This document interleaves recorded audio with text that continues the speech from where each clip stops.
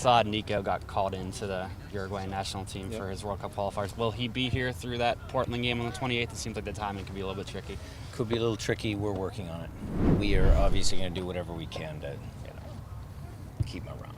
For sure. But do you anticipate him probably being, would you say probably, or is it still just sort of questionable up in the air? Matt, I can't say anything about that. I have to let Garth and Chris do their jobs. They're on top of it.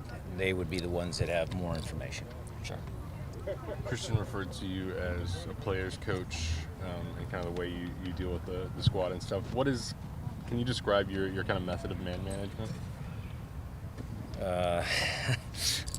Well, I don't want to bore you guys to tears, so I'll give you a couple of snippets.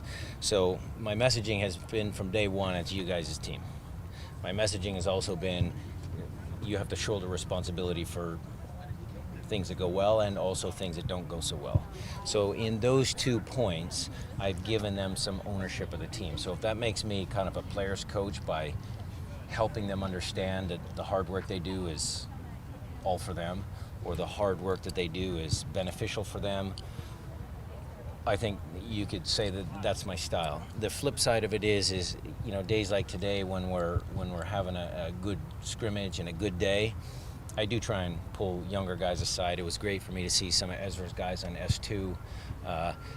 Obviously coach my guys, but Ante did a lot of that today, and I was able to kind of look at the entire group, and there were some real positive things. So players coach could mean many different things, but it's basically making them feel appreciated when they do the hard work, and making sure you hold them accountable.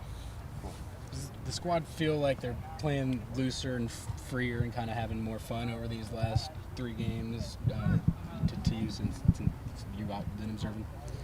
Well, it's an easy answer because they've been playing well and winning. Right. I mean, players get grumpy when they lose. We get grumpy. Fans get grumpy when they lose. So, I think that's part of just human nature. If you want to, again, ask about training sessions, I think the training sessions have been upbeat. I think that's where you can feel a little bit of a difference. I think training might have been a little bit of a grind. Now that we've won a couple games, the inclusion of the new guys, Roman today, I think everybody's in an uptick in training, and that helps with their performance in games. I'm sorry if this has been asked already, but can you say whether or not Ramon Torres is in the mix to potentially play this weekend? No, I cannot. But he looked good out there. He looked good. You didn't have an update on Eric after the game. Do you have any more clarity on He will be that? day to day. It's not as bad as it looked because we looked at it on the film today, and it was like the gymnastics in the Olympics. I mean, he really got flipped over. It was a bad foul. I know the kid didn't mean it, but it was a pretty bad tackle. So we're doing everything we can to get him back out as soon as possible, and he is day to day. You'll probably see him out here on Thursday. What is the type of injury? He got a knock on his when the initial tackle came. They hit like knee to hip, Yeah. and he flipped over. So it's a contusion in his quad, I guess you would call it. Chad Marshall seemed like he came out a little bit late too. How's he doing? He's fine. He'll be fine. He just had a little kick in the back of his knee. He'll be fine. He'll be back out on Thursday. Sure. Coach, the rivalry against the Timbers, does it have a special significance for you, particularly given your long association with the Sounders? Yeah, it does. I mean, I think I put it this way: it's a regional rivalry between cities, between soccer teams, between fans, between players. I mean, there's a lot of depth to the rivalry. So yeah, it does. I mean, I remember, going down and playing reserve matches down in Civic Stadium, coaching there with the USL guys. Now, MLS, forward on to MLS. I mean, the whole Roger Levesque, what was it, 78 seconds or whatever that. I mean, I've been through a lot of those. So it's a really good rivalry, and it's intense, and all the guys get up for it. Not just me, but all the guys get up for it. Does that make this weekend particularly fun for you as you're getting ready for it? Well, it's work.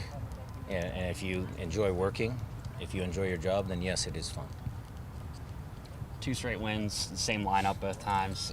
How important is that continuity to sort of developing partnerships with what you guys want to do for the rest of the year here? Matt, I think it's really important. Developing some cohesion, set lineups, that always helps. So I'm very pleased, knock on wood, that there's no other major injuries that will prevent that in the foreseeable future. Things can change. We got a busy week next week. We got to talk about that. But I'm happy that I'm able to roll out the same lineup 2 games in a row. Sure. And between LA and Orlando, what was your thinking in taking out Nelson and putting in Andreas and shifting Jordan up top? That was probably more a home and away tactic. We wanted to play just a little bit more conservatively away from home and try and catch them on the counter, and I think that worked. That first game against LA, I wanted the group to be high and press, and Jordy on the left, and Nelson and Jordy push up and stuff like that, which it worked. It had its pluses in that formation as well, but they came back with a good result in Orlando, so I stayed with the same lineup. Sure.